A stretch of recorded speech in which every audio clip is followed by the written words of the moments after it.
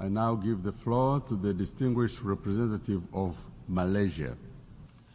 Mr. President, my delegation thanks you for convening today's plenary meeting following the joint request by the Arab Group, Non-Aligned Movement, and the Organization of Islamic Cooperation. Malaysia aligns itself with the NAM and OIC statements and adds the following remarks in its national capacity.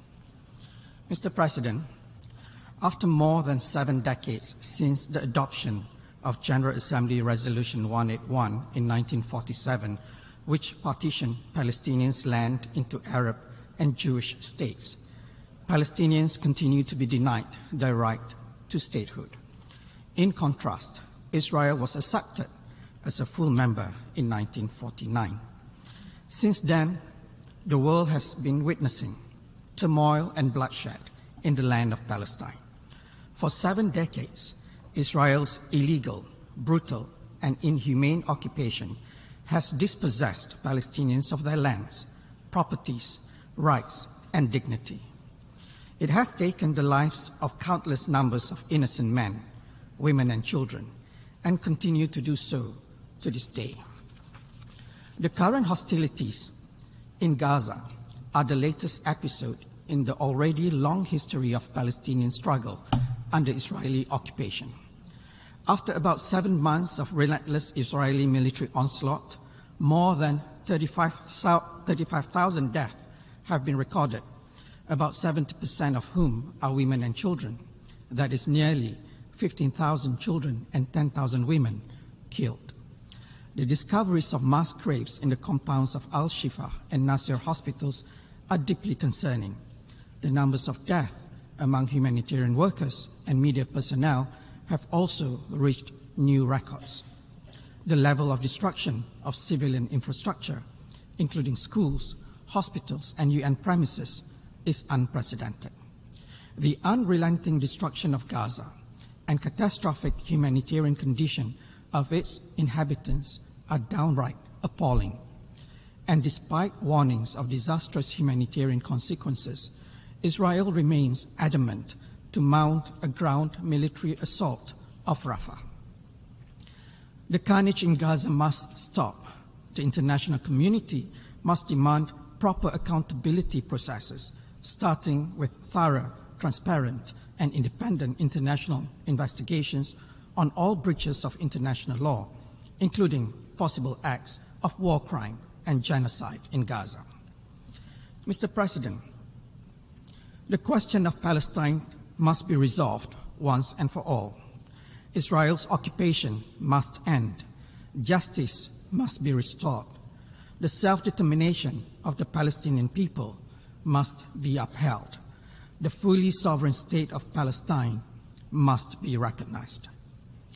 For those of us who still remember the misery of life under occupation or colonization and the bitter struggle of our forefathers for independence and statehood, it is our responsibility to support Palestinian statehood. It is our collective moral duty to do everything we can to ensure that the state of Palestine take its rightful place as our equal in this august chamber. The fundamental United Nations founding principle of equality among nations must be extended to the state of Palestine without any discrimination nor further delay. Malaysia's support towards Palestinian statehood and its membership to the United Nations is long-standing. We hold the view that the admission of the State of Palestine as a full member should have happened when General Assembly Resolution 181 was adopted and Israel was admitted 75 years ago. The resolution adopted by the Assembly last Friday is a significant step forward. It is a much-needed positive development in the face of the Security Council's continued politicization and paralysis. The adoption of the text by an overwhelming majority is a clear testament of the enormous support for the Palestinian statehood within the international community. Malaysia shares the view that the State of Palestine meets the 4 criteria for statehood outlined in the 1933 Montevideo Convention. We also firmly believe that the State of Palestine fulfills the conditions for membership to the United Nations as laid out in Article 4 of the Charter. Palestine has consistently demonstrated that it is committed to peace, even as Israel persists with its brutal and oppressive occupation, continues to erode its territorial integrity, and attempts to annihilate the Palestinian people. It is also clear to us that Palestine highly values the opportunities to participate in UN processes, and it is able and willing to carry out obligations enshrined in the Charter. Palestine has beyond doubt proven itself worthy of membership of this organization. In contrast, Israel continues to breach international law, defy UN resolutions, as well as vilify and malign the United Nations and its officials. Israel's actions, which each passing day inevitably raise our doubts if it actually believes in the UN system and values its membership in this organization. The offensive gimmick of shredding the UN Charter we witnessed in this chamber last Friday is just another example of Israel's utter disrespect of the United Nations. Ironically, it is Israel's credibility that is being shredded to pieces through their contempt for international law and norms. No cheap theatrics will ever deny the resounding support for the resolution, as well as the enduring relevance of the Charter's principles and aspirations. Mr. President, assertions that the State of Palestine does not meet the criteria for membership set forth in Article 4 of the UN Charter are absurd and quite suspicious. Such allegations are blatant rejection of General Assembly and Security Council resolutions that have recognized Palestine as a state. To date, 144 members of the United Nations have recognized the State of Palestine, and several countries have announced their intention of recognizing Palestine in the very near future. We encourage those who have not officially recognized Palestine to do so without further delay. Mr. President, the question of Palestine has remained an outstanding issue in this organization for more than 7 decades.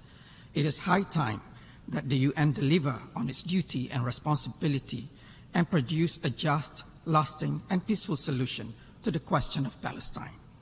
This should start with the recognition of the State of Palestine, based on the pre-1967 borders, with East Jerusalem as its capital, in accordance with the internationally recognized two-state solution. We, the independent and sovereign member states of the United Nations, must not renege on our commitment to uphold the United Nations principle of equality among nations. We must not fail our Palestinian brothers and sisters in their struggle for self-determination. We must not forget, most of us here were once in their shoes.